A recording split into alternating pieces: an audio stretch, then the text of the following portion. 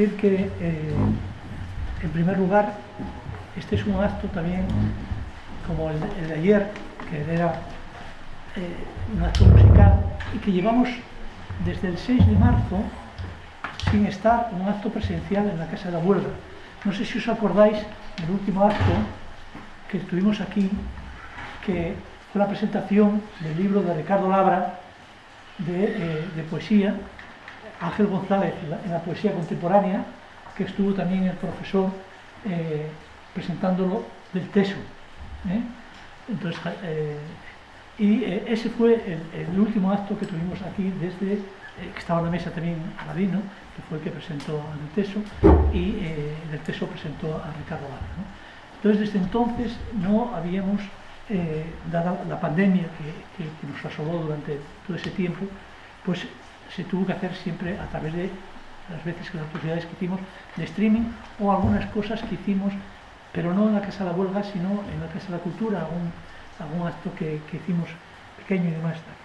Entonces, por eso es extraordinariamente importante que en una situación que está cambiando muy favorablemente de momento a esta situación, empecemos también a intentar normalizar, y aquí en la Casa de la Huelga hacer los actos que veníamos haciendo y que entonces, ¿cómo podríamos empezar? ¿Qué mejor que acto que bajo el título ¿Qué nos trae la inteligencia artificial? Si hay digamos, algún problema de los temas fundamentales que hay hoy globalmente, que tenemos en la sociedad mundial, sobre todo hay 3 o 4 que son fundamentales, que es el cambio climático, el tema de la inteligencia artificial y las desigualdades en general, ¿no? Entonces, ¿y quién nos lo va a dar esta importancia? Pues nada menos que Antonio Bahamonde, que es catedrático de computación y de inteligencia artificial, que acaba de ser premiado a nivel nacional y por la fundación del BBVA por su trabajo en la inteligencia artificial, y que sería, yo creo que, digamos, para nosotros, y yo creo que en general, es un tema que marca esta época industrial, en esta revolución industrial, la cuarta industrial, y que va a suponer unos avances muy serios, pero también una serie de problemas que tenemos que abordar muy seriamente y que también son un peligro. Pero antes de nada, yo quiero decirles que en la mesa está la alcaldesa de Langreo, como corresponde, sería la primera en decir unas palabras de saludo al acto, y por parte de la universidad está la vicerrectora de la universidad, y a continuación está Bahamonde.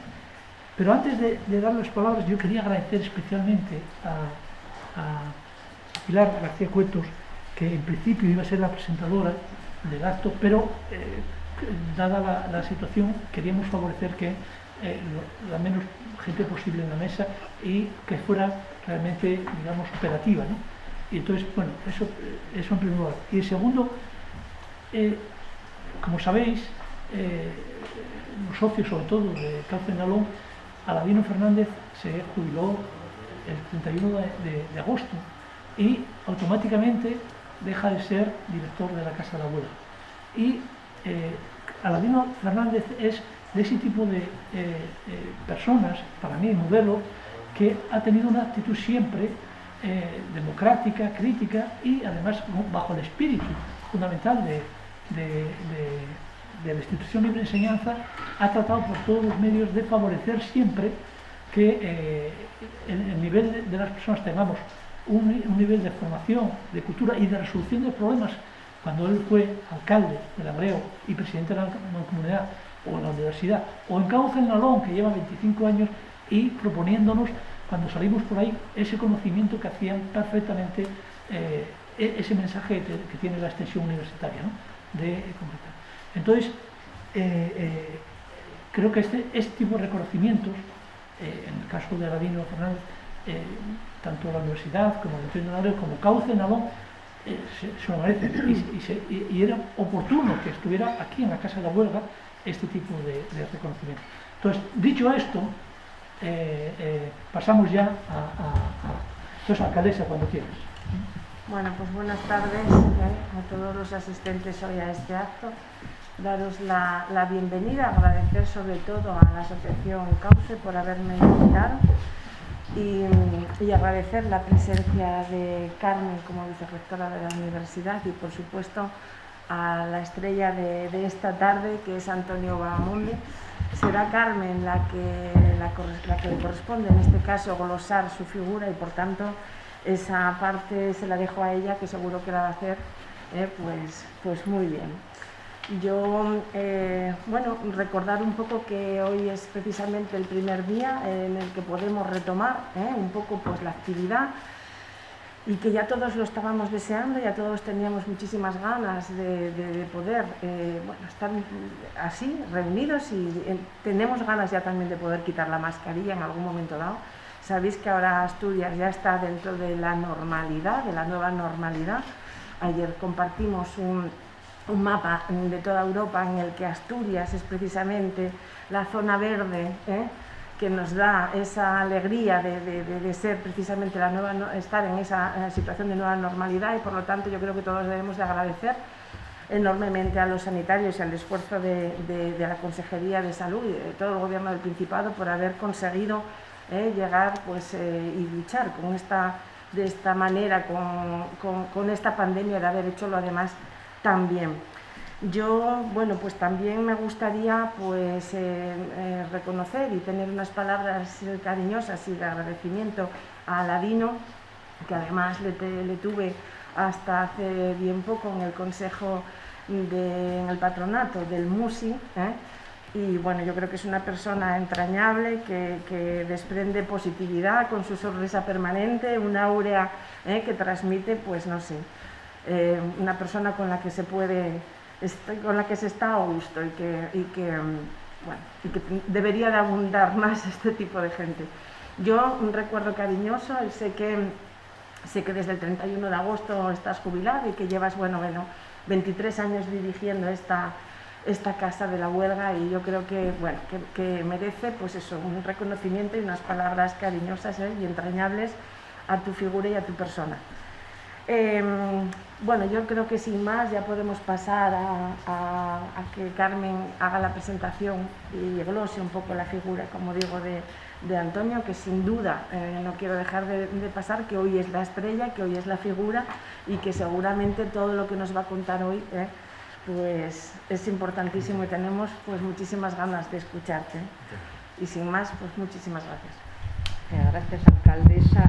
Kiko, yo quiero empezar diciendo que agradezco mucho a Cauce del Nalón, al Ayuntamiento, esta colaboración que tenemos con la Universidad de Oviedo. Hoy estoy yo aquí, el rector querría haber estado, Ignacio Villaverde me lo comunicó, le habría encantado, pero no podía, pues sabe que las agendas son complicadas. En cualquier caso me pidió que estuviera yo, que dijera las cosas que voy a decir, y también que Aladino, cariño, compañero de mi facultad, que fuiste casi profesor mío, pero no fuiste, porque me diste una clase, solo una en primero, llegaste allí en el año 81 y dijiste: soy vuestro nuevo profesor de geografía, y quedamos todas ¡ah! Y después de decirnos no sé qué, dijiste: ¿qué sois, el grupo A o el B? Y dijimos: el B. Ah, pues no soy vuestro profesor. Y yo, Aladino, que sabes que te quiero mucho y que te vamos a hacer un homenaje desde la universidad, quieras o no, porque nos da igual, no te vamos a preguntar. O sea, lo que pasa es que no nos ha dado tiempo, lo estábamos organizando y pero lo va a ver y lo va a ver pronto, y el rector quiere estar personalmente, y tus amigos y tus compañeros queremos estar. ¿Qué decir de Pilar? Pilar García Cueto, compañera, muy buena amiga, compañera de departamento, compañera de fatigas, compañera de proyectos y compañera de todas esas cosas. Y que no nos veíamos, hablamos por teléfono día sí día también, pero no nos veíamos hacía tiempo. Y nada, pues solamente decir que la Universidad de Oviedo y el Vicerrectorado de Extensión Universitaria y Producción Cultural que yo dirijo apuesta por la Casa de la Huelga, apuesta por el territorio, apuesta por la extensión universitaria entendida como algo como lo que dijeron los del grupo de Oviedo, aquellos señores de finales del siglo XIX, que eran muy inteligentes, mucho más inteligentes que nosotros, y que con todas las herramientas que tenían, llevaban la universidad a los sitios donde podían. Claro, en el siglo XXI no vamos a ir a caballo ni a pedales. En el siglo XXI vamos a ir con la inteligencia artificial, vamos a utilizar las herramientas que tenemos en el siglo XXI para llevar la universidad al territorio. Ponemos a disposición del ayuntamiento, alcaldesa, el think tank más importante que tiene esta región, que es la Universidad de Oviedo. Cuando hay un problema, cuando hay una preocupación, cuando hay algo que hablan los vecinos, ¿qué podemos hacer con este tema? Nosotros tenemos expertos en eso, y los tenemos en la universidad, y lo que queremos hacer, y esa es la obsesión del rector y la mía, que es, nosotros estamos aquí para eso, no solo para organizar cursos de verano, estamos para eso. Entonces nosotros estamos a disposición, y vamos, queremos estar en la Casa de la Huelga, queremos que Kiko siga, queremos, de momento, Aladino pasa a mejor vida, pero va a estar ahí, porque vamos a dejar que te vayas por ahí de cualquier manera. Y de momento la Casa de la Huelga la asumo yo personalmente. Ya veremos luego cómo lo vamos organizando, Kiko, pero quiero decir, esto no es que ahora queda descabezado, no, lo asumo yo. Así que la responsabilidad es enterita mía. Luego vamos a buscar a alguien de por aquí, porque claro, si no, porque hay gente que no se deja. ¿Verdad, cariño? Bueno, pues eso. Bien, entonces, paso ya a hablar de lo que estamos aquí. Estamos en el futuro, estamos en el siglo XXI. Y por eso está aquí Antonio Bahamonde. Antonio Bahamonde es catedrático de la Universidad de Oviedo en el área de Ciencias de la Computación e Inteligencia Artificial. Es licenciado y doctor en Matemáticas por la Universidad de Santiago de Compostela. Es director del Centro de Inteligencia Artificial de la Universidad de Oviedo desde 1986. Presidente de la Asociación Española para la Inteligencia Artificial desde 2007 hasta 2013. Secretario del Comité Científico del European Center of Computing o algo así, desde 2010 hasta 2013. Coordinador de la NEP del área de informática desde 2013 hasta 2016. Desde septiembre de 2016 hasta el año pasado fue el presidente de la Sociedad Científica Informática de España. Su investigación se centra en el aprendizaje automático. Ha sido profesor en universidades estadounidenses en Massachusetts y en Cornell, la prestigiosa Universidad de Cornell. Y este año es el flamante Premio Nacional de Informática, el más importante premio que existe de esto, de la Fundación BBVA y de la Sociedad Científica Informática de España. Y hoy está aquí para contarnos qué nos trae la inteligencia artificial. Bueno, pues muchísimas gracias a todos, muchísimas gracias a la Universidad de Oviedo, al Cauce del Nalón, Casa de la Huelga, Ayuntamiento de Langreo, la Nueva España. Estoy citando todo lo que dice el cartel para no fallar ninguno. Muchas gracias a todas las personas que estáis aquí por sentir la curiosidad sobre este tema que a mí me apasiona y que, como lo habéis visto, es mi trabajo habitual desde hace bastante tiempo. Yo lo que voy a intentar es acercaros a la inteligencia artificial, como la veo yo, y de paso que veamos qué es lo que nos está trayendo y qué es lo que nos podría traer. Lo contaré un poco al final, ¿no? Lo primero que podemos decir es que se trata de una materia, una disciplina que es muy mediática. La inteligencia artificial no es una materia oscura que está en los laboratorios más remotos, es algo que está en los medios de comunicación. Vamos a empezar viendo lo que dicen los medios de comunicación, algunas cosas, y luego nos iremos acercando un poco más a lo que es de verdad la inteligencia artificial. Yo esta semana estuve recopilando noticias, en este caso del New York Times. La primera es de septiembre, el 9 de septiembre, la segunda es del 3 de septiembre. Y bueno, son noticias que hablan de inteligencia artificial.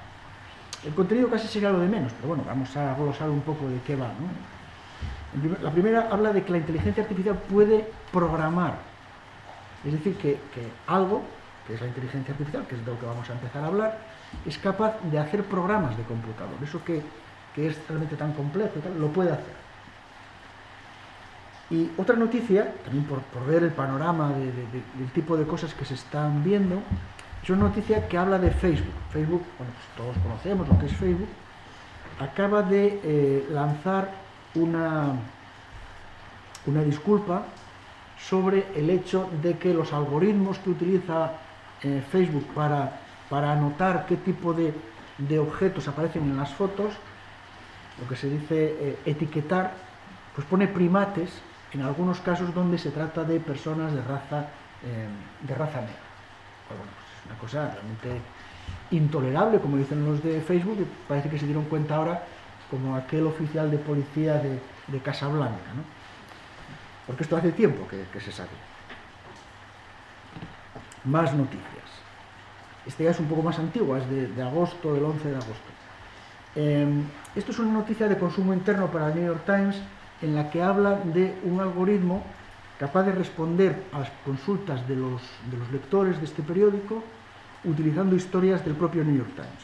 Es decir, no es necesario que haya un redactor que sea capaz de contestar y elaborar una respuesta, sino que extrae la información de las noticias y las cuenta a los lectores. Y esta última es del País y es del día 13, que dice que Microsoft abrirá en España un centro de I+D centrado en inteligencia artificial. Bueno, el objetivo de todo esto era demostraros que estamos hablando de algo realmente mediático. Cito el New York Times y el País porque, en fin, me parecen los periódicos suficientemente conocidos y suficientemente prestigiosos como para resaltar esta idea. Otra noticia más del País: la inteligencia artificial conquista la última frontera, el diseño de sus propios chips, es decir, hacerse a sí mismo, ¿no?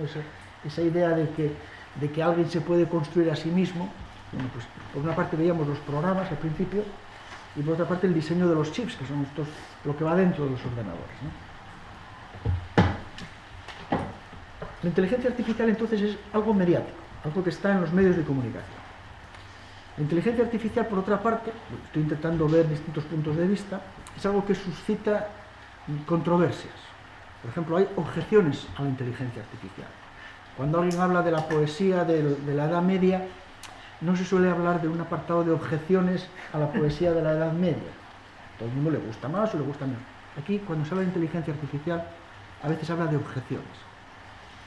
Por ejemplo, se dice que la inteligencia artificial no va a ser posible. La inteligencia artificial, pues ya se sugiere que es que las máquinas sean inteligentes, y se dice que las máquinas no podrán pensar porque, por ejemplo, no tienen creatividad.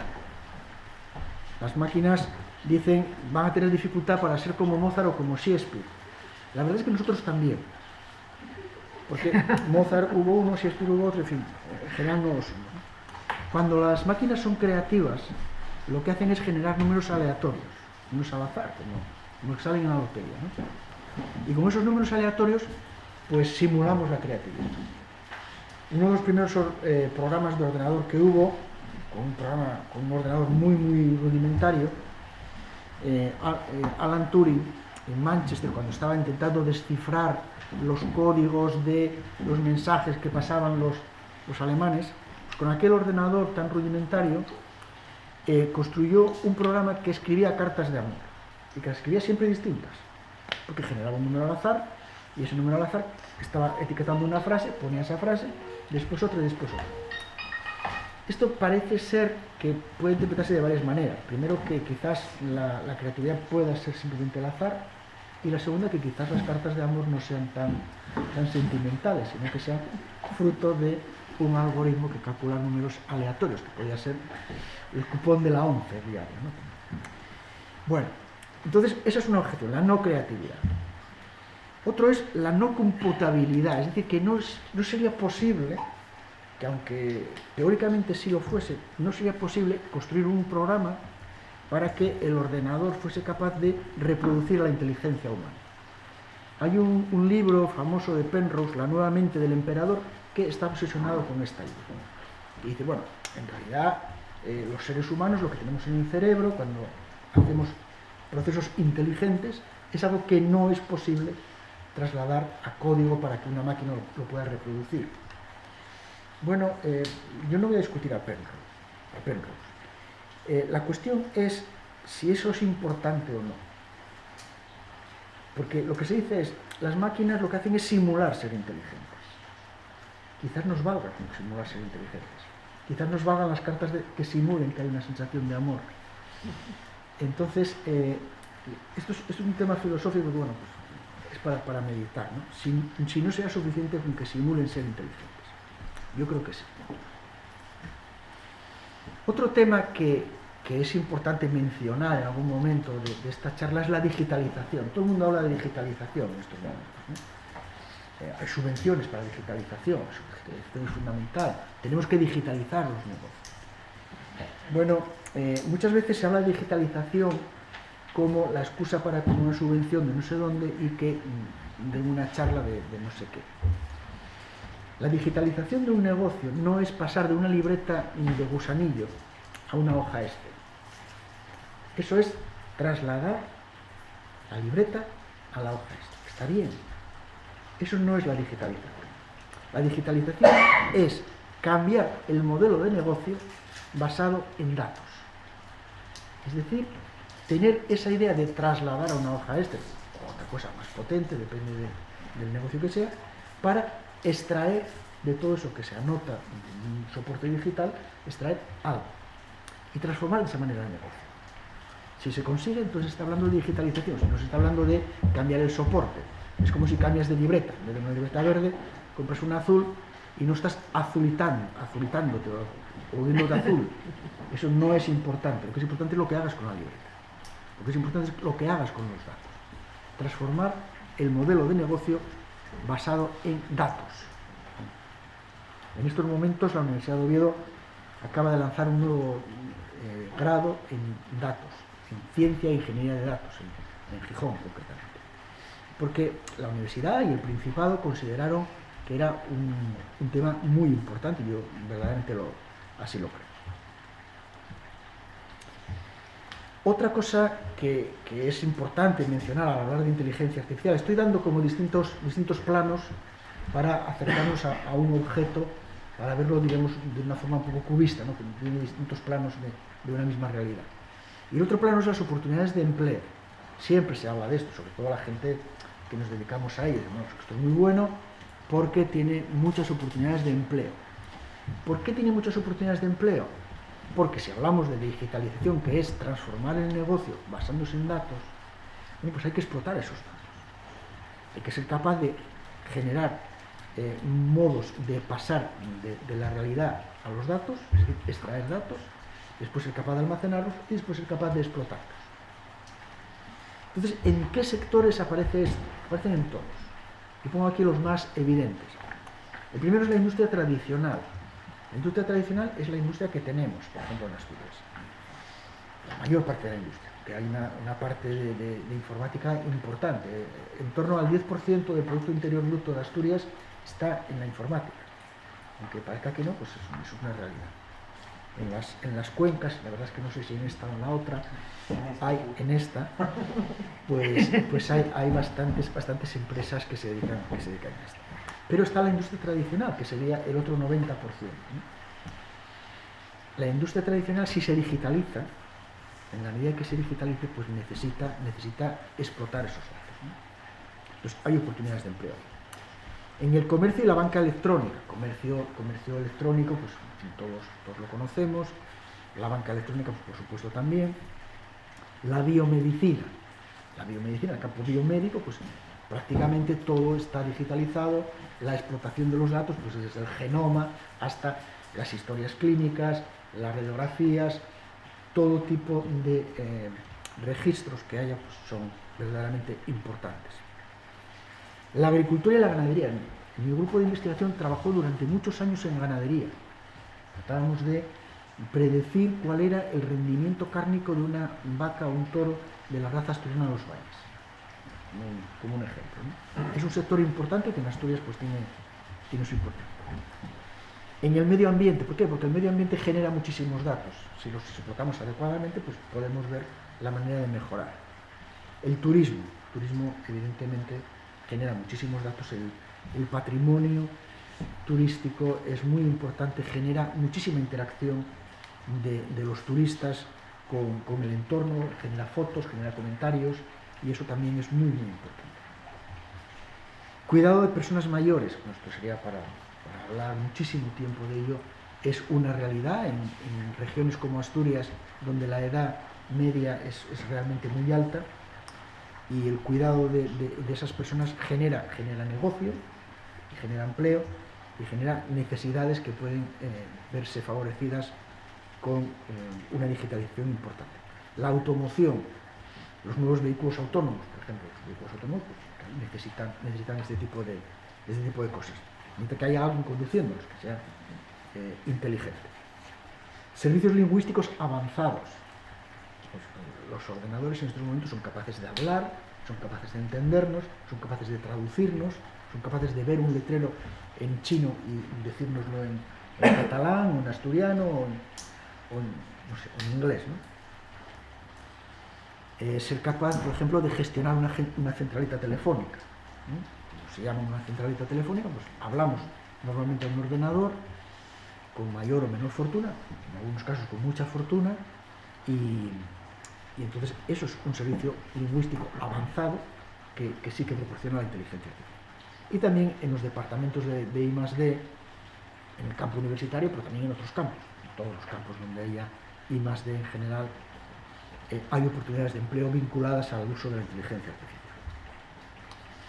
Bueno, pero ¿de qué estamos hablando? Que ya vimos distintos planos de la inteligencia artificial, campo mediático, el empleo, las objeciones, pero ¿de qué va esto? Va de esto tan feo para algunas personas y tan bonito para otras. Para mí es muy bonito, lo siento.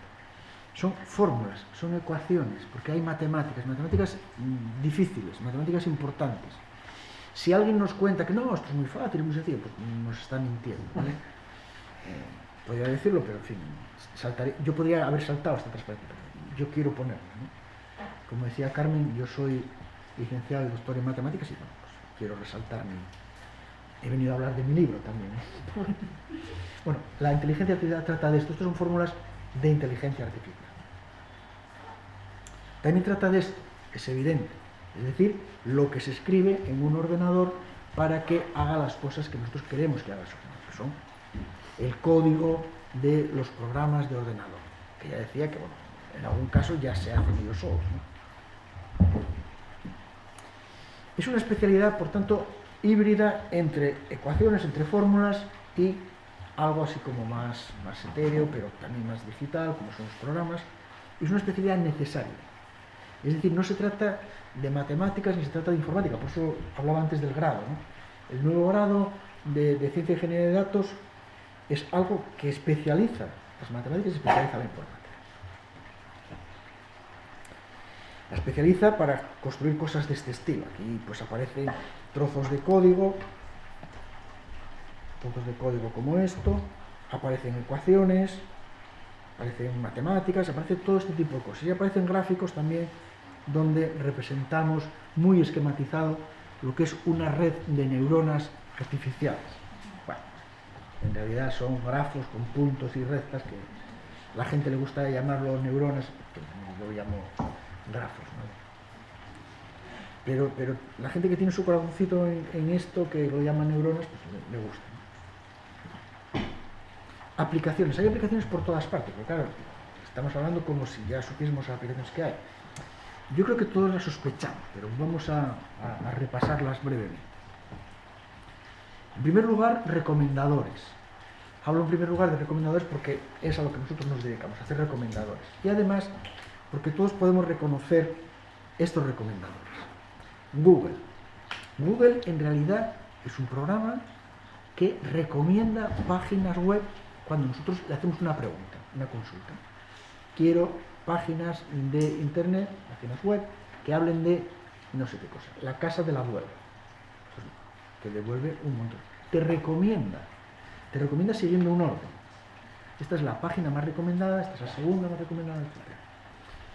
Y en Google es eso, y es seguramente el programa más conocido.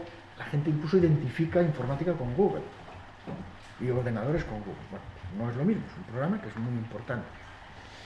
En torno a Google se fundó una de las principales empresas del mundo en valor bursátil, que es Google, con todos sus filiales, y bueno, pues, solamente en este momento está superada por Apple, que se dedica también al mismo negocio, ¿no? Netflix. Bueno, pues Netflix pues es una plataforma de contenidos digitales que nos recomienda, en cuanto vemos 2 o 3 películas, nos recomienda, pues seguramente te va a gustar esta otra, o seguramente te va a gustar esta serie. Bueno, pues esos recomendadores son fundamentales, porque si no tuviésemos ese tipo de estímulo, seguramente no sabríamos qué ver. Y si no sabemos qué ver, entonces abandonaríamos esa plataforma. Fundamental. Netflix hace unos años lanzó un concurso que daba $1 millón para quien construyese el mejor recomendador. ¿Por qué? Porque era básico para su negocio. YouTube es la plataforma donde hay vídeos, pero también nos recomienda. Y también es fundamental. Nosotros ponemos un vídeo y a continuación nos pone otro. Recomendado por aquel que vimos y basado también en la experiencia de interacción que tenemos con la plataforma. Amazon nos está continuamente recomendando cosas. Si visitamos páginas sobre un determinado producto, pues luego nos lo recomienda otros parecidos, ¿no? O complementarios. Entonces, un tipo de aplicación es la potenciación de estas plataformas que lo que hacen es servir páginas web, servir películas, servir series, servir vídeos o vendernos productos como Amazon. Los móviles. Todos prácticamente tenemos móviles. Parece ser que hay más móviles que personas. Los móviles, si nosotros los abrimos las aplicaciones, no por dentro, están llenos de esas aplicaciones. Esas aplicaciones, el 90% de ellas son de inteligencia artificial. Nosotros podemos hablar, por ejemplo, a Siri, podemos hablar a otros entornos, podemos tener servicios de traducción, puede reconocer nuestras huellas dactilares, reconocer nuestra cara, incluso de noche. Si tenemos un ojo cerrado, entonces no, con mascarilla tampoco, pero bueno, estamos trabajando en ello, como decía ahora, ¿no? Los móviles están llenos de aplicaciones de inteligencia artificial. ¿Por qué? Porque los móviles son el dispositivo de computación más ubicuo del mundo. No hay tantos ordenadores como móviles, todo el mundo tiene un móvil. Los móviles, por otra parte, desde el punto de vista de hardware, son más potentes que los ordenadores más potentes de hace 10, 20 años. Entonces, si queremos utilizar toda esa potencia, tenemos que tener herramientas que nos permitan comunicarnos con ellos de una manera ágil, de una manera eficaz. Bueno, por eso están llenos de este tipo de cosas.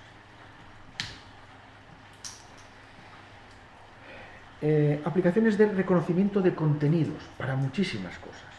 Reconocimiento de imágenes estáticas o imágenes de vídeo, reconocimiento de voces, reconocimiento de textos. Todo eso es absolutamente fundamental, que nos reconozca nuestro ordenador, pero que reconozca también, por ejemplo, si está habiendo algún intruso que entra en algún sitio y que ese intruso pues lleva una pistola o lleva un puñal o lleva alguna cosa, ¿no? Las voces, pues que nos reconozca nuestra voz, la voz de alguien que nosotros queremos, que sea capaz de esas voces no solo reconocerlas, sino incluso reproducirlas. Esto es importante desde el punto de vista, por ejemplo, de los cuidados.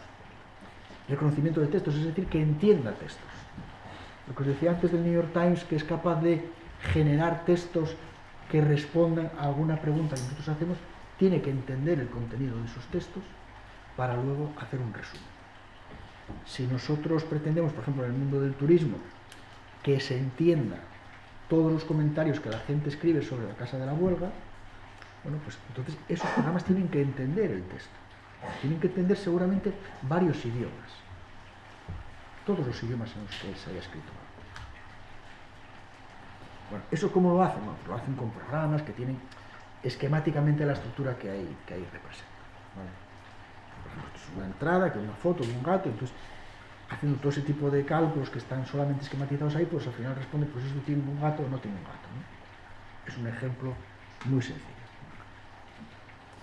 Sistemas de visión, entrando más en sistemas de visión, bueno, pues lo que decía antes, ¿no? El reconocimiento facial, el reconocimiento de los gestos, hay algún teléfono pues, que reconoce nuestros gestos y luego es capaz de reproducirlos para mostrar un mensaje un poco animado, ¿no? las matrículas para ponernos multas o para impedir que pasen los coches no permitidos a determinadas zonas de una ciudad, ¿no? Eso, pues, en fin, la alcaldesa seguramente veo que está pensando en ello. Reconocimiento de matrículas, las videovigilancias, y para resolver problemas de seguridad, ¿no? Problemas de seguridad, pues tienes que ver las cosas que están en peligro para salvar, por ejemplo, a una persona que está en peligro, o para darse cuenta que una persona, bueno, pues está en una estación de metro haciendo algo que no debe, ¿no? El reconocimiento facial, que ya mencioné varias veces, pero el reconocimiento facial tiene otro aspecto que no podemos eludir, y es el reconocimiento facial, diríamos, con mal uso. El reconocimiento facial que se pone en las calles, por ejemplo.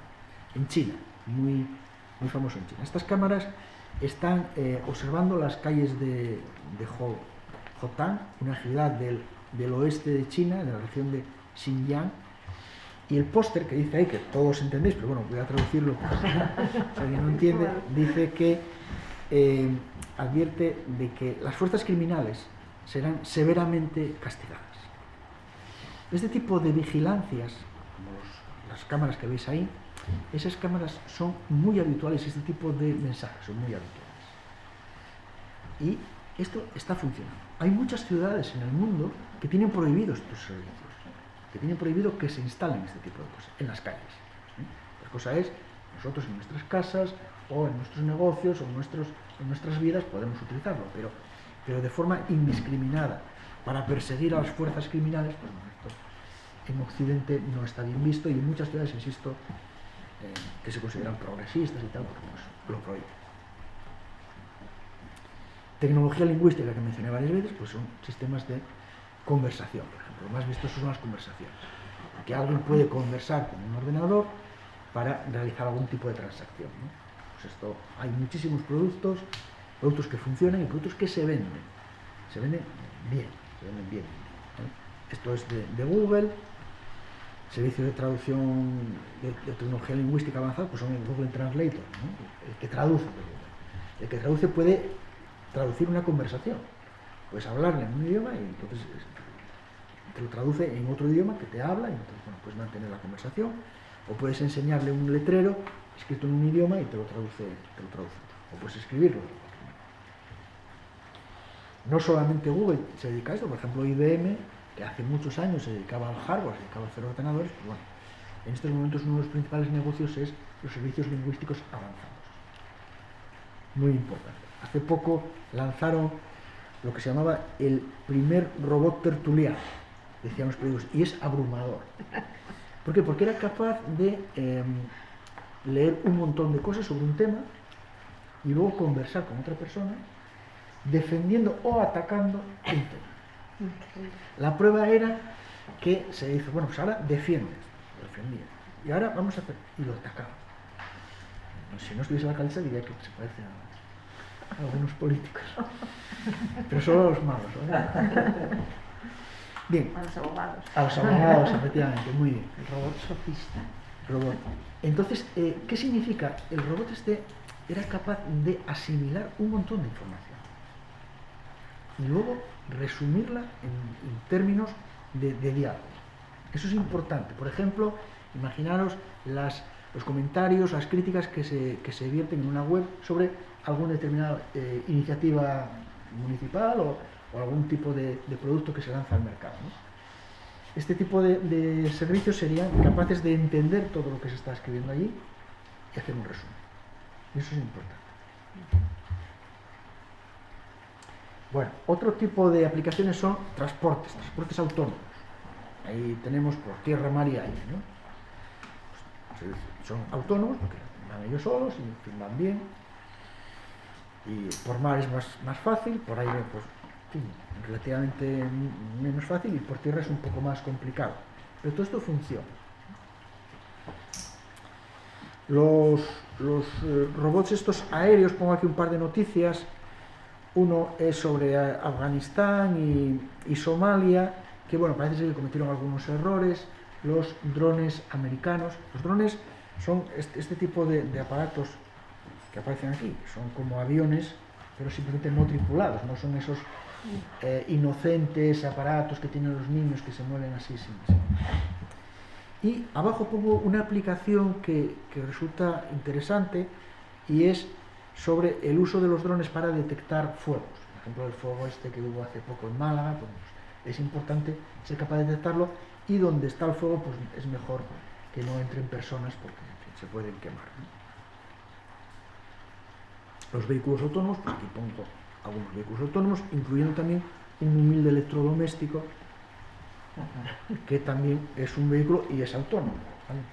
Y que bueno, pues produce pues, un efecto interesante.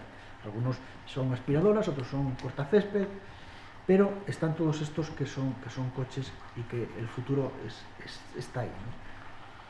Está ahí.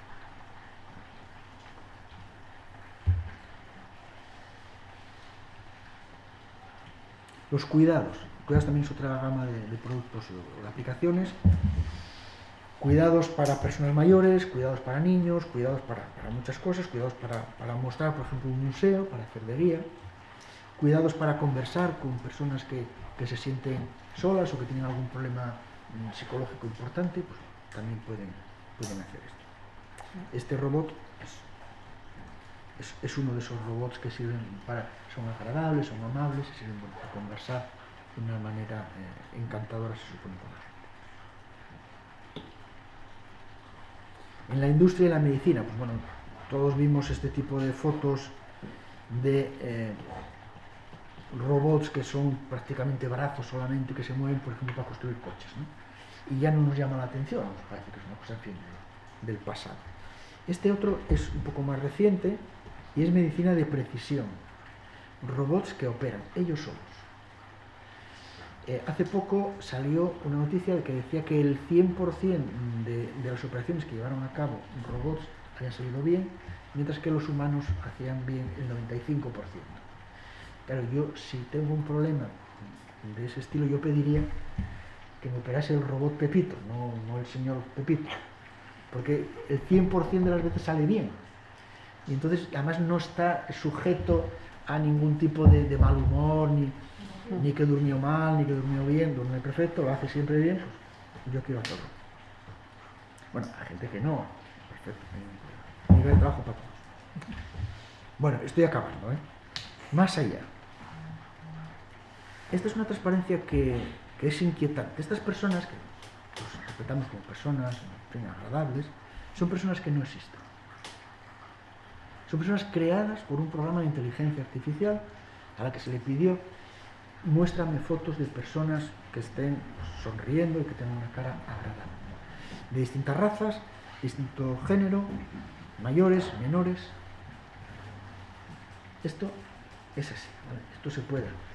Pueden construir fotos, pueden construir voces, pueden construir textos, pueden hacer todo este tipo de cosas. Bueno, no voy a insistir en eso. Repercusiones laborales y sociales. Esto va a ser breve, pero va a ser, yo creo que un poco impactante.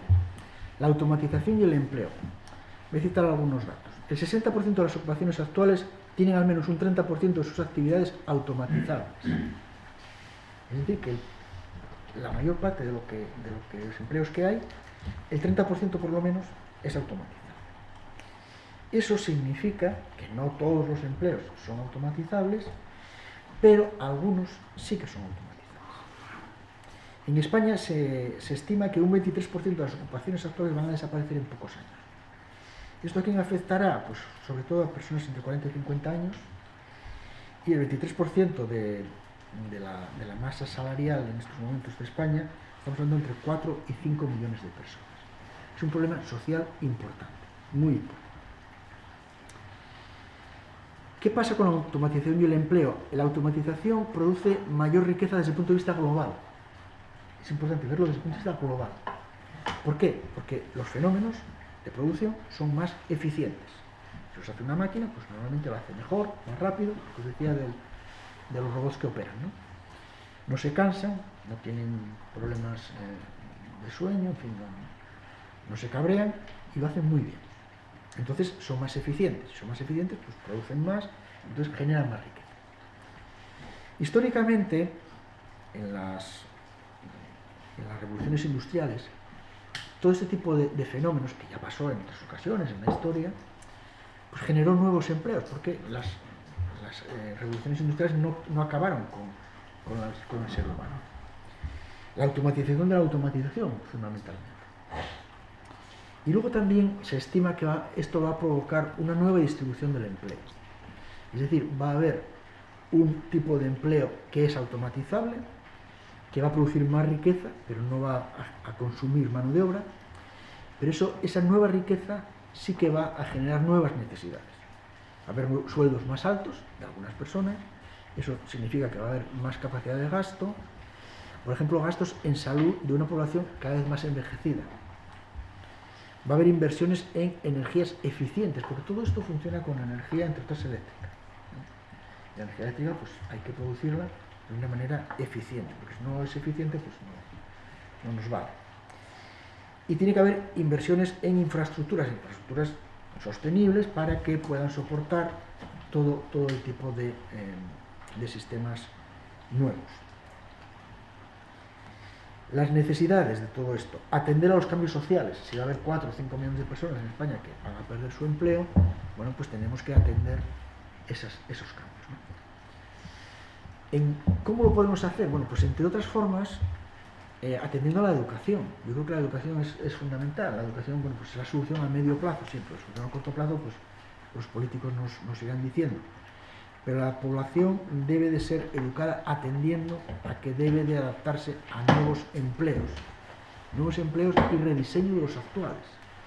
Se dice que la mayor parte de los niños que empiezan a estudiar ahora primaria van a tener empleos que en estos momentos no existen.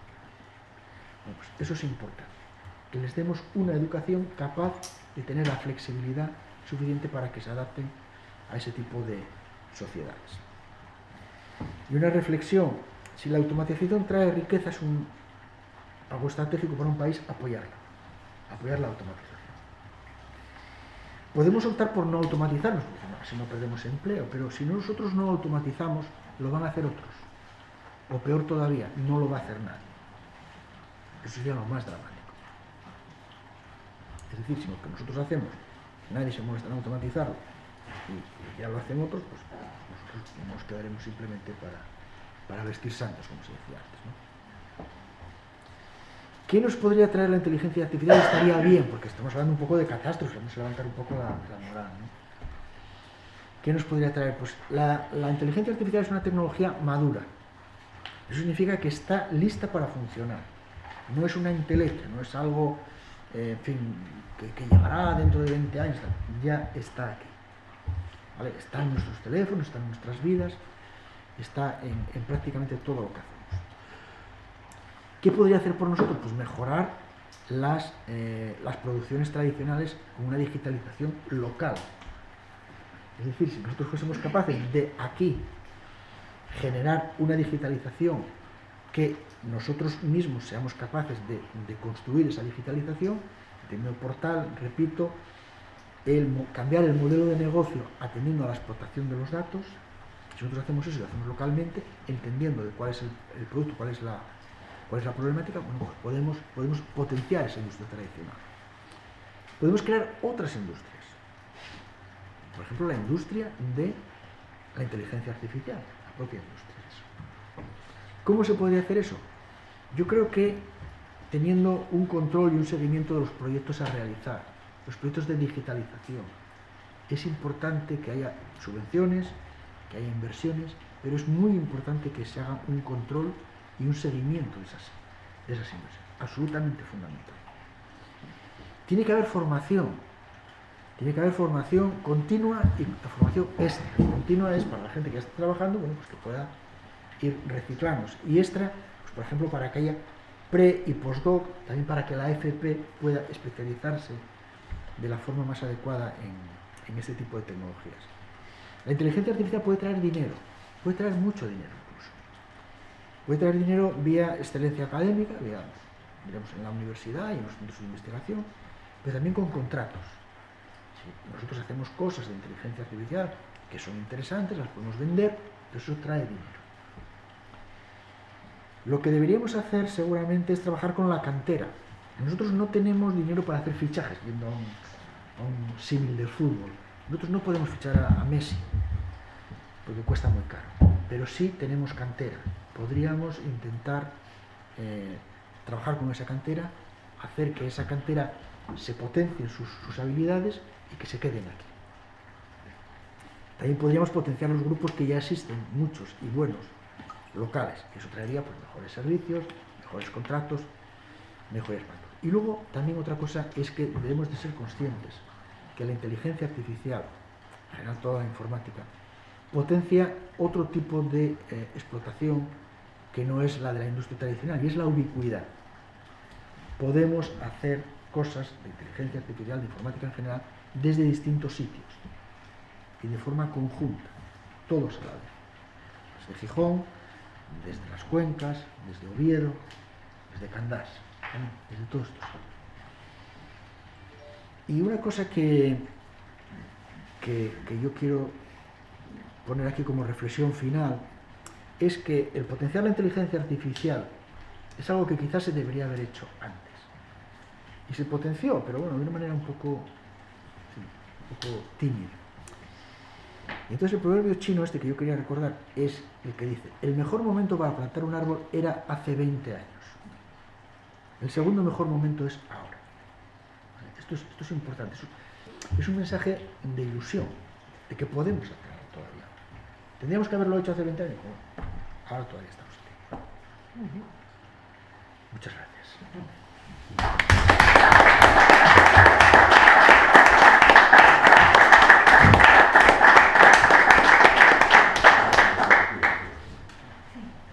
Bueno, después de esta excelente conferencia sobre la inteligencia artificial, como es habitual, queremos hacer un coloquio para que sobre lo que nos ha expuesto este hombre, o otras muchas cosas sobre la inteligencia artificial, se le pueda preguntar al experto y catedrático de esta materia, para que efectivamente nos siga orientando tal y como él ha expresado.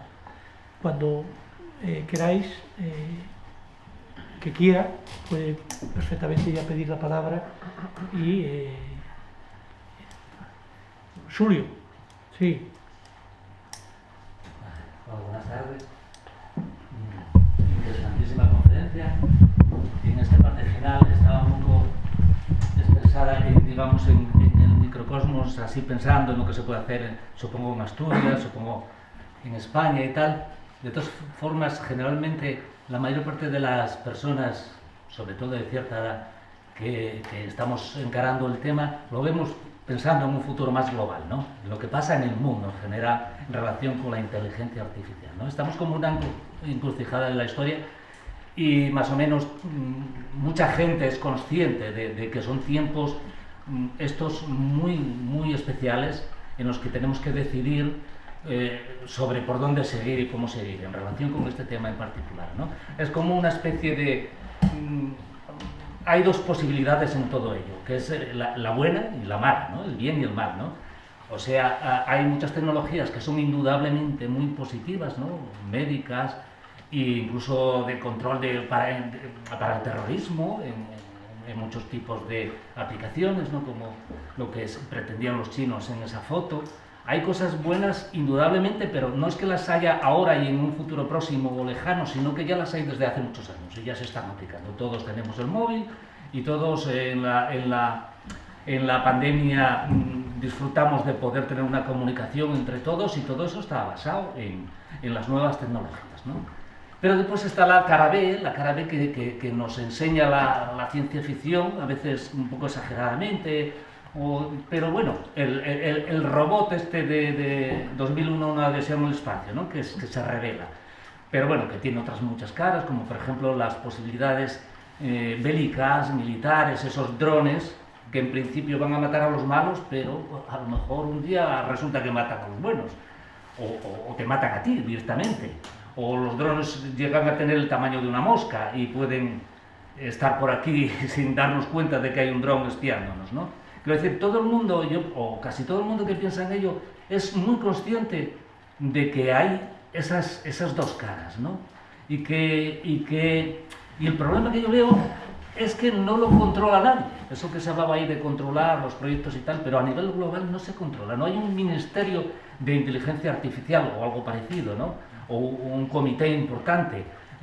Que yo sepa no lo hay en ningún país, ni siquiera en Estados Unidos, ¿no? Que es de donde sale, digamos, la fuerza prioritaria. Bueno, ya también en China.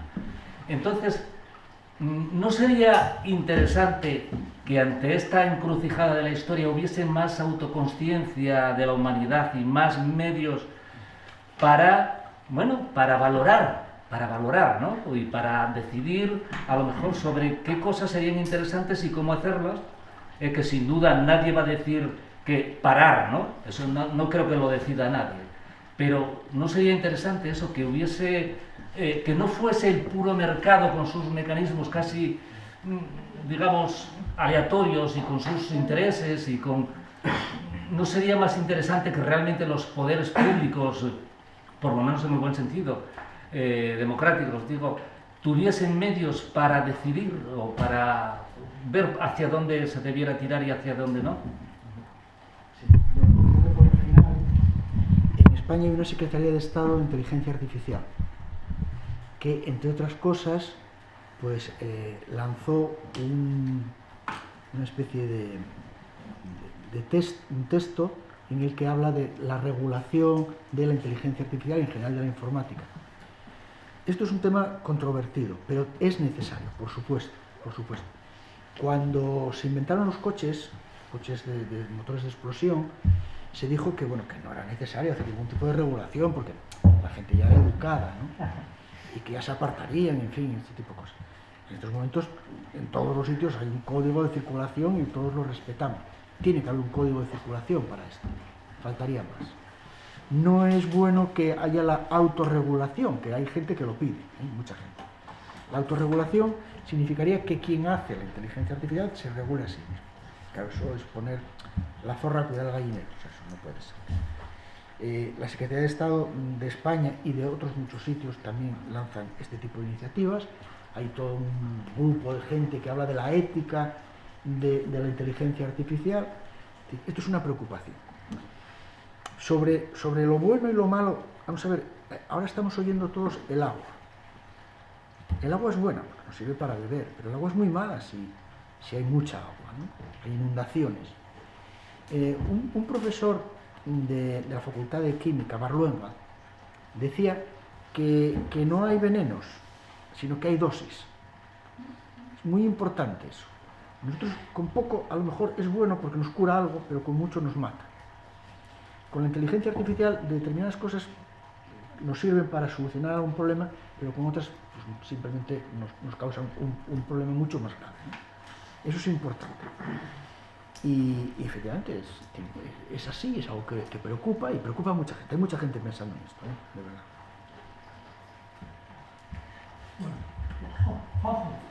Sí, yo preguntando un poco sobre las condiciones del robot y la inteligencia artificial, me preocupa una cosa. Trae muchas cosas buenas, pero hay algo que me inquieta, que es que la tecnología siempre va más rápido que la evolución del cerebro humano. Y eso puede dar lugar a una situación en que entre el robot y el humano siga con la misma inteligencia y el robot vaya ganando cada vez más inteligencia por ese efecto que de la tecnología va más rápido que la evolución del cerebro humano.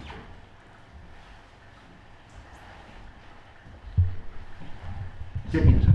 Vamos a ver, lo que pasa es que se llama singularidad.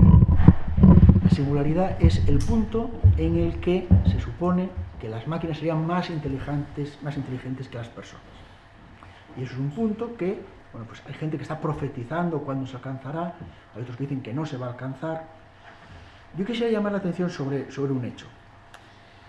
Estamos hablando de algo que es muy sensible para nosotros, que es la inteligencia. Pero las máquinas ya nos superaron en otras cosas. Y a nadie se le caen los anillos, nadie hace una declaración diciendo que es intolerable. Por ejemplo, una grúa es capaz de levantar mucho más peso que cualquier persona que el campeón del mundo de levantamiento de peso, muchísimo más. Pero eso no significa que las grúas pues, tengan un estatus mejor. Nosotros utilizamos prótesis para hacer determinadas cosas. Nosotros no vamos corriendo de aquí a Oviedo, vamos en coche, porque corre más que nosotros, va mejor, más seguro, y no nos parece mal. Nosotros usamos prótesis para levantar objetos, utilizamos prótesis para muchas cosas, incluso prótesis dentro de nuestro cuerpo, pues si nos falla algo, ¿no? Las máquinas lo que son prótesis de inteligencia. A nosotros no nos parece mal que Google nos resuelva las dudas. ¿Cómo quedó el Sporting la semana pasada? Pues ganó. Que nos lo diga. Que lo dirá. No. Quiero decir que ese tipo de cosas no nos parecen mal. Entonces vuelvo al tema de Xulio de antes. Hay cosas buenas y cosas malas, por supuesto. Pero depende de la dosis. Y depende de la capacidad que nosotros le demos, la capacidad emocional que nosotros le demos a esa determinada cualidad que las máquinas nos superan. Y que nos superan, por ejemplo, en memoria. ¿Cómo era el número? Llama a mi madre. Le dices al móvil, llama a mi madre y la llama. No necesitas recordar el número de tu madre.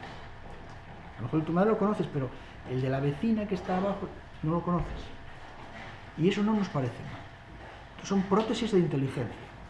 Las prótesis de inteligencia son buenas. Y las prótesis de inteligencia pueden ser malas. Mata a no sé quién. Eso es fatal. ¿Vale? Pero eso ya lo hacemos ahora con los humanos. Desgraciadamente. Y ahora en términos de dominio, no de matar a tal.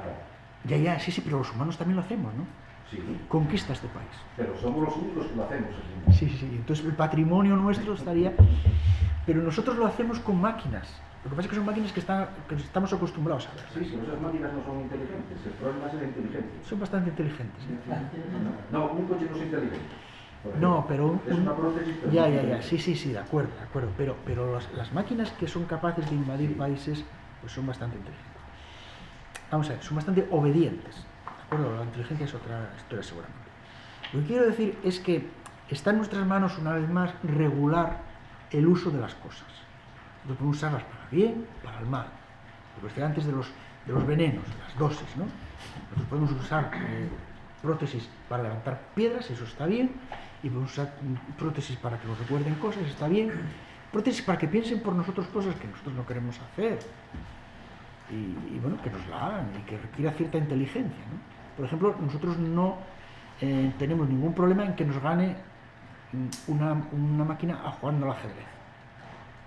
Bueno, al principio sí lo teníamos, pero ahora ya no, ya damos por supuesto que nos va a ganar, ¿no? Y eso no pasa nada, porque estamos acostumbrados a hacerlo y porque no hay un valor emocional que nosotros pongamos ahí en juego. Nosotros podemos efectivamente buscar que las máquinas hagan cosas malas, como las personas. ¿Hay que tener cuidado? Sí.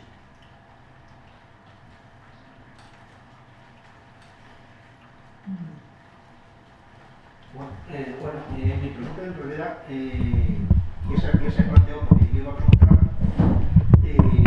cuando se estima que la singularidad está próxima, pero bueno, como ya se sacó el tema, quisiera hacer dos preguntas. La primera, hablando de temas de programación en IA, deberíamos, bueno, yo me dedico al tema de las TI, ¿debería aprender algo aparte de Python? Sé que es una pregunta un poco... Sí, vamos a ver. Y bueno, y la segunda, ¿estimas que en un futuro, N años, pasarán el test de Turing completo? Son preguntas muy técnicas, como voy a responderla rápidamente. La singularidad, yo creo que no se va a hacer. La programación, Python es el lenguaje en estos momentos que hay que saber, pero quizás con TensorFlow, ¿vale? Sobre todo lo que hay que saber es qué es lo que hay que programar. Y el test de Turing yo creo que no interesa superarlo. Bueno, son preguntas muy técnicas, pero yo creo que no interesa, ¿vale? No vendería. O sea, yo no veo una aplicación que sea test de Turing y ganar y tal. Como sí, económicamente, claro. Económicamente. Y si no interesa económicamente, pues ¿para qué? Mucho más interesante hacer que una empresa que tenemos al lado nuestro que haga las cosas mejor, que venda más. y que tenga una digitalización en el sentido de cambiar el modelo de negocio, eso es importante. Y que lo hagamos desde aquí. Porque conozcamos el negocio, conozcamos a las personas que hacen eso y conozcamos la problemática, que no intentemos resolver problemas que no existen. El Python es una herramienta, el TensorFlow es también una herramienta. Bien. Hola, Antonio, gracias. Lo primero, lo mejor de Cauce, siempre los ponentes que traéis, lo súper mejor eran las comidas y las cenas, a ver si las recuperamos pronto. Lo menos bueno son siempre las horas a las que hacemos las charlas, que se vuelven siempre un poco complicadas, ¿no? Alargar el debate, que siempre es muy interesante. Yo primero voy a hacer un par de preguntas quizá más teóricas o más académicas, y después una pequeña reflexión, ¿no? Una pregunta que yo quería hacerte es en qué momento, o sea, dónde acaba la automatización y dónde empieza la inteligencia artificial. Ponías antes el ejemplo de los brazos que construían los coches, etcétera, etcétera. ¿En qué momento pues es el fin de pues, un programa que programas para que haga ciertas cosas y empieza a pensar, decidir hacer ciertas cosas, ¿no? Yo hablaba antes Julio, yo comparto, y Juanjo también lo mencionaba, no voy a entrar mucho en eso porque bueno, también yo creo que es un poco quizá influidos por la ciencia ficción lo que todos tenemos un poco en la cabeza, ¿no? La autorregulación de la inteligencia artificial, ese Skynet de Terminator que manda al pasado para matar a la madre del Salvador, ¿no? Y respecto a lo de la inteligencia, yo creo que también, sí, comparto tu opinión, el que somos muy sensibles a lo de cómo va a ser una máquina más inteligente que una persona, ¿no? Porque con lo que llevamos siglos definiéndonos como seres humanos es porque somos el animal listo, el animal inteligente, cuando bueno, también tenemos que tener claro que no somos, o yo no me considero quizá eso, ¿no? Mi calculadora Casio de primaria la considero bastante más lista que yo, porque le ponía a hacer una raíz cuadrada de no sé cuántos números y le hacía el segundo, y yo podría tardar una semana en sacarla. Entonces, mi pregunta en ese sentido va por, como en la biología, en la medicina, quizá ya está más asumido, desconozco si aquí en este campo lo hay, la bioética, ¿no? En esos campos existe la bioética, la clonación es un hecho, podría hacerse con personas, y no se hace pues porque hay un comité de expertos en bioética y deciden que eso pues no se haga, o así con otras cosas, ¿no? Y yo en esta parte no me voy tanto por en la parte de la tech ética, no me voy tanto por la parte inteligente, sino quizá por la parte cultural, ¿no? Lo mencionabas antes con lo de las cartas de amor, tenemos aquí además a dos profesionales de la cámara, supongo que no sería extremadamente difícil que una inteligencia artificial que ya existiera hoy, tú manejase una cámara, apuntase al que hable, se moviese, enfocase, todas estas cosas, ¿no? Pero de verdad sí que me preocupa un poco desde ese punto de vista, no tanto por las guerras y todo eso, yo creo que siempre nos ponemos en lo peor, pero al final, bueno, vamos a pensar que seamos buenos. Bueno, que desaparezca un poco, pues no sé, los directores de cine, o que un ordenador pueda hacer Madres Paralelas y recibir el premio en Venecia, como recibió Almodóvar, o que pueda escribir el siguiente premio Planeta, ¿no? Eso es lo que quería preguntarte a ese respecto. Y luego, no oí la palabra Big Data en ningún momento, que está tan de moda, o estuvo tan de moda, que entiendo que es de donde bebe la inteligencia artificial para hacer todas estas cosas, ¿no? Vamos a ver, por el final, Big Data significa muchos datos, ¿vale? Yo procuro no utilizarla mucho, porque la definición de Big Data es una definición relativa. ¿Muchos datos para qué? ¿Muchos datos cuándo? Porque el tiempo también es importante. Hace muchos años, tener 100 números para sumarlos, cuando lo hacíamos a mano, era mucho, ¿no? Hoy en día 100 números pues, es una cosa, en fin, muy asumible. El Big Data evoluciona continuamente. Para la mayor parte de los procesos de los que estamos hablando se necesitan muchos datos, muchos. Y esos muchos datos, bueno, pues pueden llamarlos Big Data o no, son etiquetas que que simplemente la gente usa porque pegan bien, en fin, una especie de anuncios como los que vemos de los productos de consumo normal, ¿no? No es que la inteligencia artificial beba del Big Data. El Big Data es una parte de la inteligencia artificial, ¿vale? Una parte pequeña y yo creo que un poco gastada, ¿no? Yo no hablaría mucho de Big Data. Pero todo lo que hacemos tiene que servir para muchos datos. Por ejemplo, cuando hablamos de reconocimientos de imágenes, pues estamos hablando de muchos datos. Cada imagen tiene muchos datos y hablamos de millones de imágenes. Por ejemplo, nosotros estamos haciendo ahora un sistema capaz de reconocer los gustos culinarios de una persona por las fotos que sube a una determinada plataforma. Claro, si coges todos los datos de una ciudad grande, pues estamos hablando de millones de datos. Y tienes que entender todos esos millones de datos, que son cada uno de ellos pues, una porción de datos muy importante. Bueno, el tema de los creadores. El tema de los creadores, ya puse antes un ejemplo de algo que se puede, cosas que no existen, ¿no? Es posible que haya máquinas que creen cosas. De hecho, hay mucha gente que trabaja en eso. El problema es si nos va a emocionar a nosotros. Quizás a las máquinas les pueda emocionar. Imaginemos una sala en Cannes paralela a la de los humanos, donde las máquinas queden entusiasmadas por una película que hizo otra máquina y lloren, ¿no? De alguna forma. Entonces, bueno, pues aplauden al final. Pero a nosotros a lo mejor no nos gusta eso. Porque dicen X4721. Estupendo, maravilloso, ¿no? A nosotros no nos gusta, a nosotros nos gusta otras cosas, una puesta de sol, en fin, este tipo de cosas. No lo sé, la verdad es que no lo sé. En cuanto a los vídeos, esta semana se presentó un conocido teléfono en la versión número 13, creo que recordar, en la que era capaz de enfocar en modo cine a la persona que está hablando, centrar el foco en esa persona y descentrar y ir para otra persona cuando hablaba otra persona. Eso, bueno, pues ¿cómo se hace? Pues con un programa de inteligencia artificial capaz de reconocer la persona que está hablando, ¿no? y hacer el foco y tal. Entonces, bueno, eso son ayudas. Yo creo que desde el punto de vista humano, las películas que a nosotros nos van a emocionar durante mucho tiempo van a estar hechas por humanos que tengan herramientas cada vez más poderosas y mejores. Hace muchos años las máquinas que captaban los vídeos pues no eran como estas, eran mucho más rudimentarias, era un señor que daba unas vueltas a una manivela y tal. Hoy en día sería impensable eso, ¿no?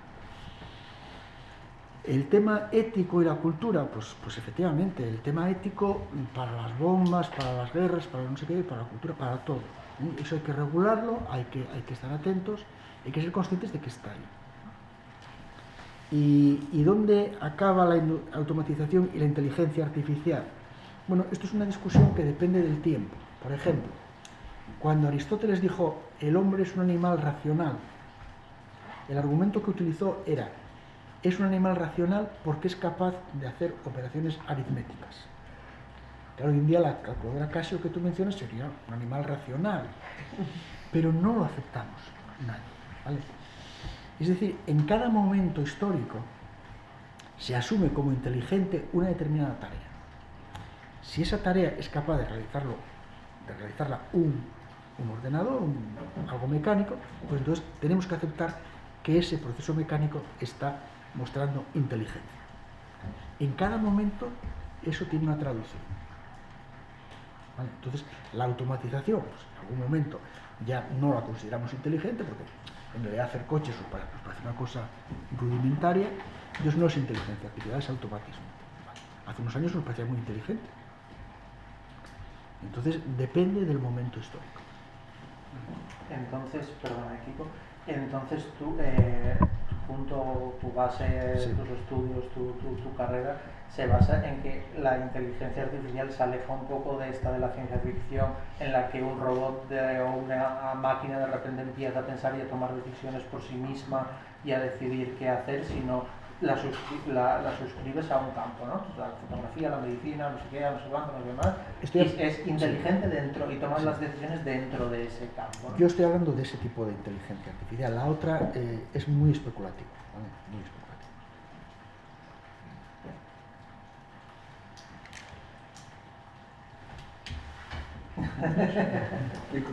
Sí, ¿no? Constantino. Igual a lo mejor ya se planteó antes, pero quería preguntar qué opina, si piensa que los robots algún día podrán llegar a sentir emociones como los humanos. La respuesta tendría que ser ¿qué es sentir emociones? Si es simular que sienten emociones, sin duda. Sin duda. Yo recuerdo la película Blade Runner, donde los robots se esforzaban mucho en sentir emociones, para no ser destruidos, no sé si os acordáis. Entonces, es relativamente sencillo simular sentir emociones. Todos tenían en la memoria recuerdos. Entonces recordaban a su madre, que no lo habían tenido, lógicamente. Recordaban un perro que habían tenido cuando eran niños. Recordaban, no sé, pues un juego que hacían cuando eran pequeños. Entonces, eso se puede meter dentro de un robot y simular que tiene emociones, que se emociona con aquello. Pero eso es útil para las películas, sí, para la trama de Blade Runner, sí.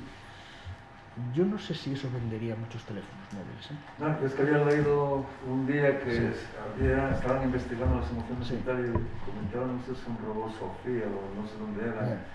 que atendía a los clientes, no sé si era en Japón. Eso es distinto. Más que mostrar emociones, que también, el ser capaz de captarlas con la empatía, ¿no? Sí. Es decir, simular ser un buen vendedor, por ejemplo, o un buen acompañante para determinadas tareas.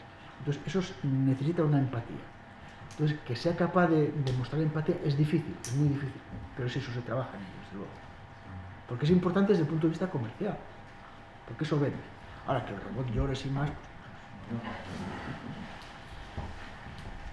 Antonio, ¿qué opinión te merece uno de los intelectuales más conocidos y reconocidos en este mundo de las nuevas tecnologías, la inteligencia artificial, como es Harari?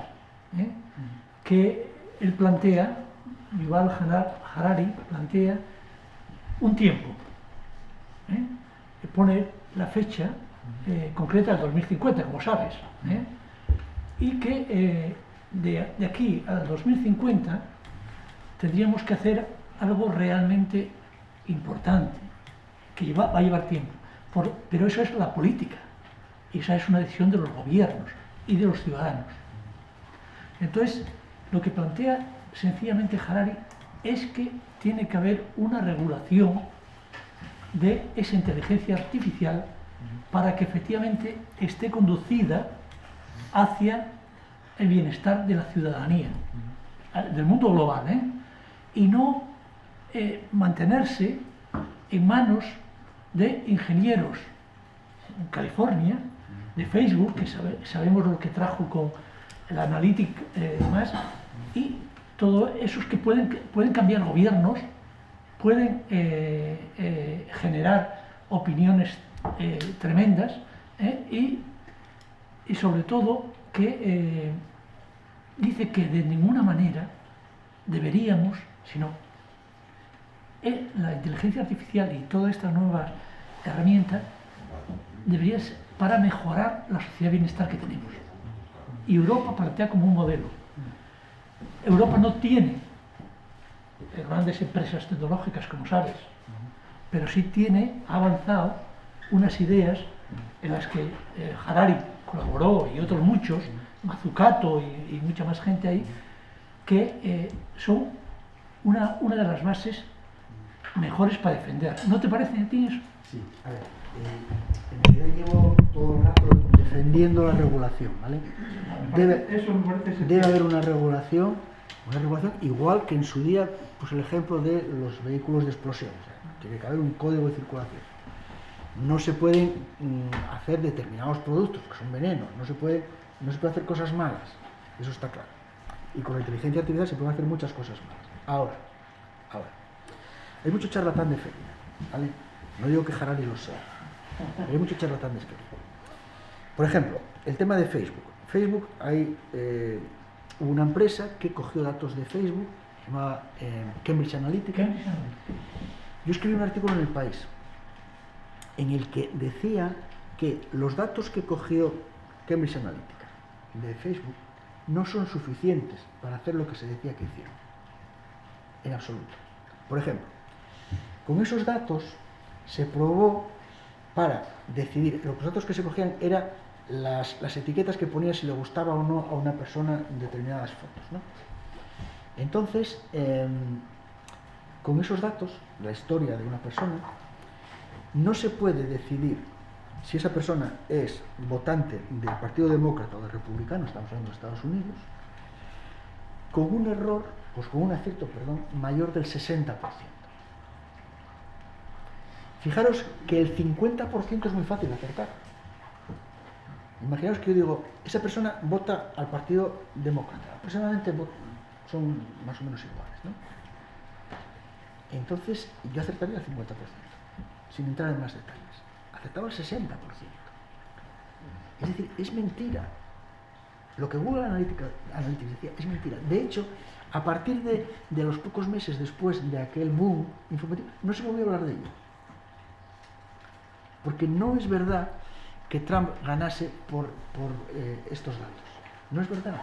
Seguramente ganó por las tonterías que estaba diciendo, perdón, y porque lanzaba noticias que eran falsas directamente. Pero ¿por qué tenéis que dirigirlas a nadie?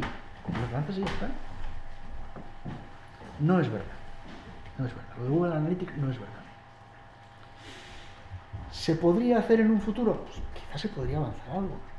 Pero hagamos la regulación, hagámosla bien y hagámosla con personas que saben de lo que están hablando, ¿vale? Es muy fácil. Yo, por ejemplo, leí un artículo de Antonio Muñoz Molina, persona a la que yo admiro muchísimo, que hablaba de una manera indignada sobre este tema. Me pareció vamos, lamentable que escribiese este hombre eso. Y digo, yo escribí en El País sobre este tema. ¿Vale?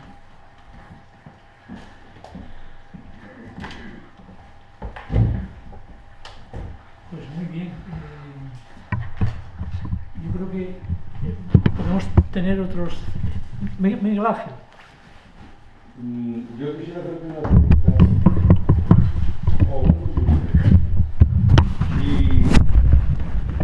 Si a través de los sistemas de inteligencia artificial consiguiésemos acercar o llegar a ese meteorito enorme que pupula cerca de la Tierra, que dicen que vale 100 millones, o sea, 100 millones de veces la Tierra, ¿tendría sentido la inteligencia artificial? Porque estoy viendo debajo de todo que subyace una intencionalidad económica bestial que no sé si el planeta nuestro va a poder soportar. Sí, bueno, al respecto de esto, hace unos años se lanzó una sonda que se llamaba Ariadne, sobre un meteorito que cabalgaba a 40.000 kilómetros, a 400.000, ¿cómo era? Bueno, a una velocidad impresionante,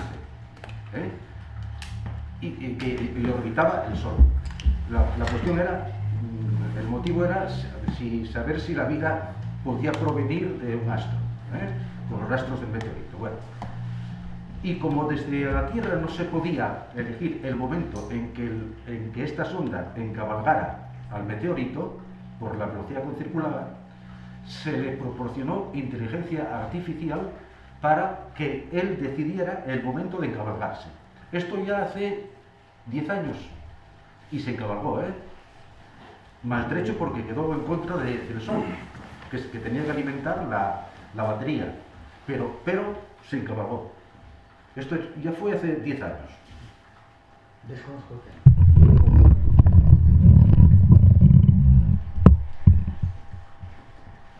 Bueno, pues después de esta excelente propuesta que nos ha hecho aquí el catedrático, y yo sobre todo me encanta que además esté en la línea de que se tiene que regular, y los gobiernos tienen la máxima responsabilidad, y evidentemente no puede ser de nuevo que haya una guerra fría exclusiva entre China y Estados Unidos, sino que Europa y demás países tienen que tener su presencia en esos temas, y sobre todo estas Naciones Unidas que para el 2030 han propuesto esas 17 prioridades fundamentales, en las que han apoyado 195 países, ¿cierto? Pues entre otras contempla esa regulación, ¿no? Entonces eso es la política, Evidentemente los tiempos son realmente parecen muy largos y son muy desesperantes, pero algo se avanza, ¿eh? Y esperemos que efectivamente toda esta nueva herramienta industrial pues genere sobre todo bienestar y favorezca, porque en un momento determinado igual el empleo no es lo fundamental, va a ser siempre lo fundamental las personas. Y entonces igual tenemos que ir cambiando porque puede haber algo tan importante como ese salario ese universal, ¿no? Esa... Yo no sé si eso es una pregunta para mí o para la alcaldesa. Bueno, nada, muchísimas gracias por la atención, por el interés en este tema. Para mí es una cosa a la que me dedico profesionalmente y es estupendo veros aquí en esta noche lluviosa y en este lugar pues que siento que es un lugar encantador, pero que no puede ver con toda la luz que merece, ¿no? Bueno, muchísimas gracias. Antes de acabar, y después si acaso opináis de la mesa, tengo que anunciaros, como era habitual, el próximo acto. Y os decía que Aladino, que tiene la jubilación de la universidad, pero no del compromiso de actividades con Cauce del Nalón y con la universidad que van a tener siempre, y con el ayuntamiento y el valle en general.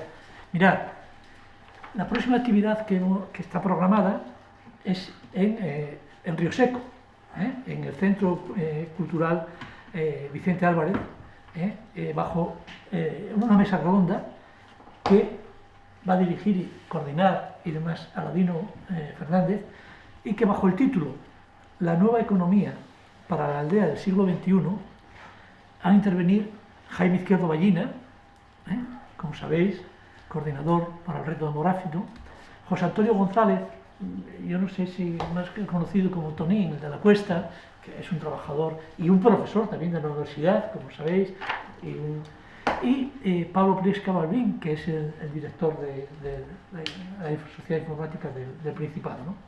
Bueno, pues, y presenta y modera Aladino Fernández García, es decir, 4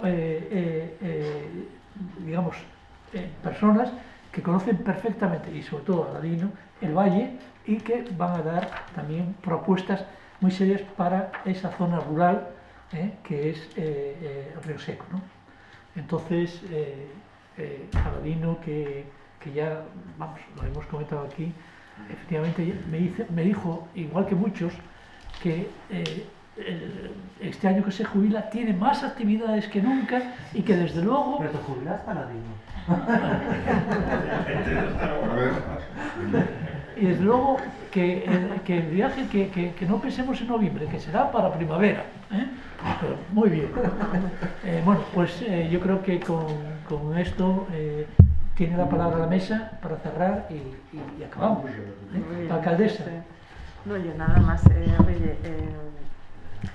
emocionada y absolutamente bueno, impactada con todo lo que acabamos de escuchar, que además yo creo que son temas que nos hacen reflexionar y reflexionar mucho, porque es verdad todo lo que dices y bueno, que normalmente no pensamos en lo que nos espera con todo el mundo de la inteligencia artificial, y hay cosas que tenemos, como tú bien explicas, interiorizadas, estas prótesis que ya las vemos como normal y parte de nuestro, pero no nos damos cuenta de lo que puede llegar a ser y de lo que va a ser seguramente en un futuro próximo, ¿no? Y que me parece importantísimo efectivamente la regulación, que hay que trabajar en ellos. Claro, no es un tema que competa a los gobiernos municipales, no, muchísimo menos, pero evidentemente sí es algo en lo que pero ya se puede colaborar, es algo que sí, pero de arriba hacia abajo, de arriba hacia abajo, no, siempre mejor. Y la sociedad civil mejor también de abajo arriba, ¿no?